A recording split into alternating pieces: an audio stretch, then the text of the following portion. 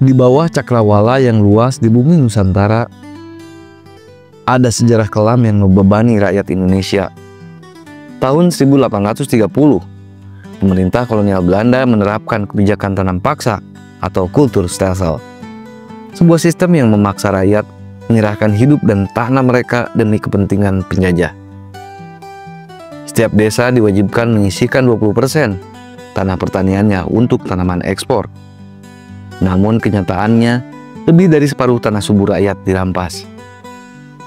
Jika gagal memenuhi kuota, hukuman berat menanti. Tidak hanya tenaga, bahkan nyawa dipertaruhkan. Kelaparan dan penderitaan menjadi pemandangan sehari-hari. Para petani kehilangan waktu untuk mengurus ladang mereka sendiri, sehingga panen gagal. Di sisi lain, penjajah menikmati hasil bumi Indonesia untuk memperkaya negeri mereka. Keuntungan besar dari tanam paksa mengalir ke kas Belanda. Sistem ini disebut-sebut menyelamatkan perekonomian Belanda dari kebangkrutan. Namun, di tanah air, sistem ini hanya meninggalkan penderitaan mendalam bagi rakyat. Penderitaan akhirnya memicu perlawanan. Dari tanah Jawa hingga Aceh, rakyat bangkit melawan penindasan. Para tokoh dan rakyat kecil lainnya mengorbankan segalanya untuk memperjuangkan keadilan. Sistem tanam paksa bukan hanya kisah eksploitasi, tetapi juga menjadi awal dari kesadaran nasional untuk melawan penjajahan. Penderitaan mereka bukanlah sia-sia, itu adalah api yang membakar semangat kemerdekaan. Hari ini kita mengenang merdeka. Penderitaan yang mereka alami menjadi pengingat bahwa kemerdekaan tidaklah datang dengan mudah. Ini adalah warisan yang harus kita jaga dengan sepenuh hati. Halo guys, selamat datang kembali di Ristory, tempat kita membahas sejarah dengan gaya yang berbeda. Kali ini ada saya, si Galing, detektif sejarah, akan mengungkap sejarah rasa kopi. Tempat di mana sejarah terasa pahit, tapi selalu bikin penasaran. Saya si Galing, komedian sejati. Dan ini tidak lupa teman sejarah kita yang selalu serius, Ari. Halo semuanya guys, dan please ya Ling. Kenapa tuh? Gue nggak selalu serius loh. Kadang gue juga bisa ngelucu bareng lu Ling. Lucu? Kalau saya lucu di luar, Ari. Nah, kalau Ari kan lucunya di dalam. Nah, malam ini kita akan bahas perlawanan rakyat Indonesia, tapi bukan yang mainstream. Ini kisah yang jarang diketahui. Siap, Ari? Siap banget Ling. Tapi kalau lu nya banyak bercanda, siap-siap gue jitak Ling. Oke, siap Pak Guru Sejarah. Ling, Ya. gini nih. Kamu tahu nggak kenapa rakyat Indonesia dulu sering marah sama Belanda? Pasti karena Belanda nggak bagi-bagi stopwafel, betul gak ya? Stroopwafel kali Ling. Nah, jadi bukan itu Ling. Dulu Belanda menerapkan sistem tanam paksa. Jadi rakyat dipaksa untuk kerja di ladang untuk kepentingan Belanda, sementara mereka sendiri kelaparan guys. Jadi gitu guys. Jadi kayak kita kerja rodi tanpa gaji gitu. Aduh, kasihan banget Ari. Kalau saya hidup di zaman itu, pasti saya udah kabur duluan kayaknya deh. Makanya Ling, begini. Rakyat yang akhirnya bangkit melawan seperti pemberontakan di Banten pada tahun 1888 Ling.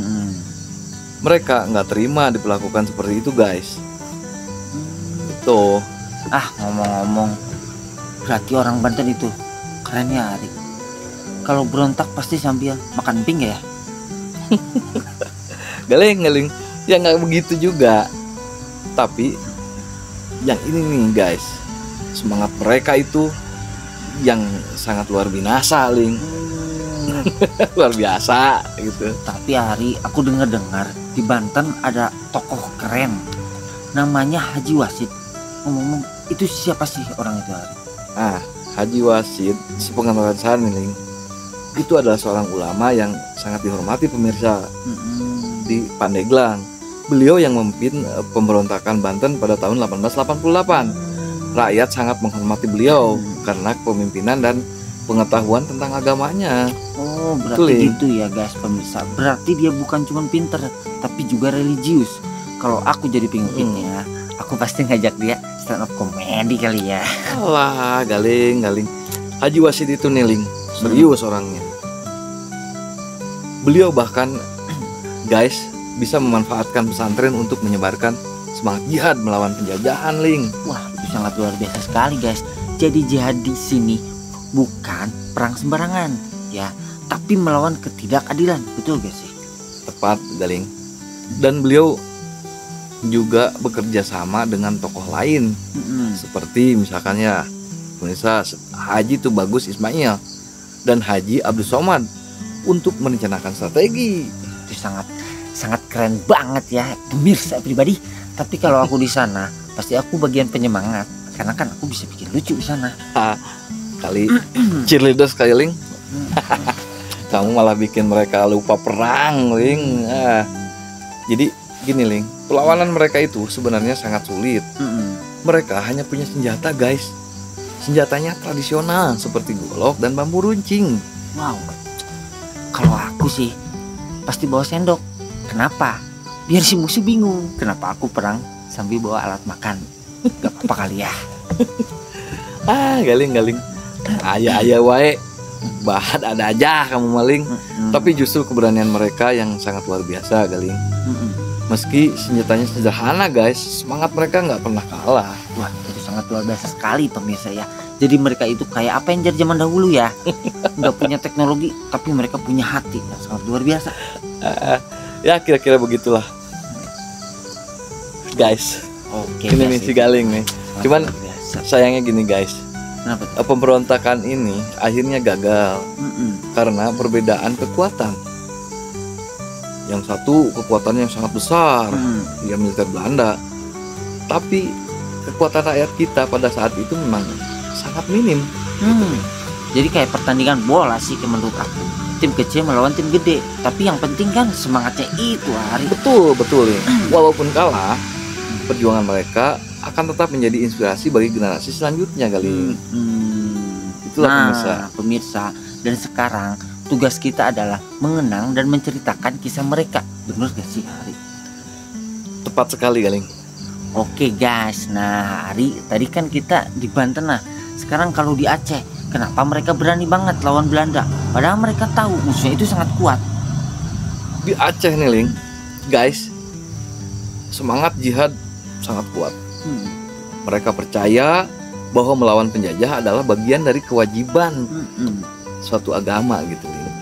Cut Nyadin misalnya nih, Cut Nyadin menjadi simbol perjuang wanita yang pantang menyerah meskipun suaminya gugur, Teku Umar. Cut Nyadin, wah dia pasti mirip Wonder Woman ya, tapi pakai kebaya, benar gak sih? Bukan begitu, enggak, kurang lebih lah begitu, tapi ya beliau pakai hijab. Jadi gini, Ling, tapi yang lebih hebat, beliau adalah pemimpin perjuangan meskipun sudah tua dan matanya hampir buta, Galing. Aku sih gak bisa kebayangin, kalau aku tua mungkin cuma bisa nyanyi dangdut di pos ronda, mungkin kayak gitu. Itulah bedanya kamu sama Cut Nyadin. Iya pasti beda ya. Saya cowok, itu kan cewek. Iya, aku terlalu ganteng untuk perang kayaknya. Gimana ya? Ya, kalau Pangeran Diponorogo nih, aku dengar Diponegoro itu. Aku dengar dia gara-gara tanah makannya keluarganya digusur. Benar gak sih itu teh? Jadi gini, benar sekali, Ling. Perang Diponegoro yang berlangsung pada tahun 1825 sampai dengan tahun 1830 dimulai karena Belanda mengusik harga diri bangsawan Jawa. Guys, Diponegoro merasa tanahnya diinjak-injak secara fisik dan spiritual, Ling. Wah guys, wah ini kayak konflik zaman sekarang juga ya. Bedanya dulu nggak ada demo, pakai poster. Beda sini sekarang, benar gak sih? Diponegoro lebih memilih langsung bergerak, kali. Dan beliau memimpin perang itu secara gerilya yang sangat merepotkan Belanda. Jadi dia kayak ninja Hattori, bener gak sih? Sembunyi-sembunyi terus nyerang tiba-tiba. Galing. Ya bisa dibilang begitu. Tapi guys, strateginya itu loh yang bikin Belanda rugi besar.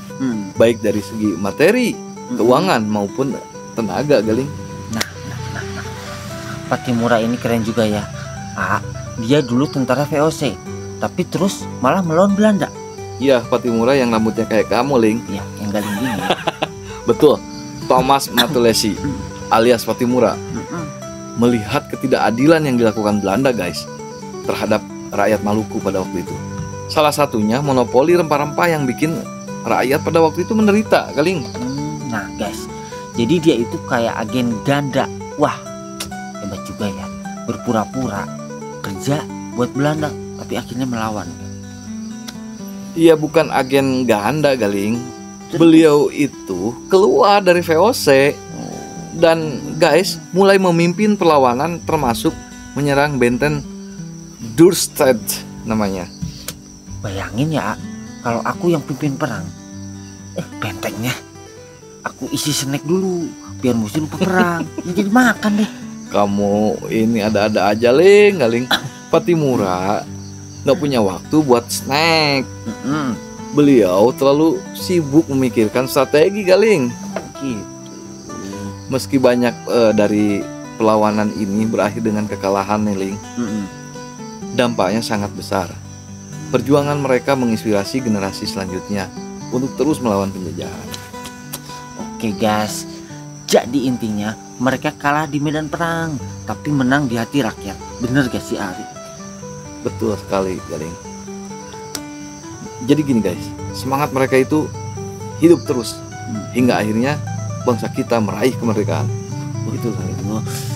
Kalau begitu, tugas kita nih guys, semuanya pribadi adalah menjaga dan menghargai kemerdekaan ini. Betul.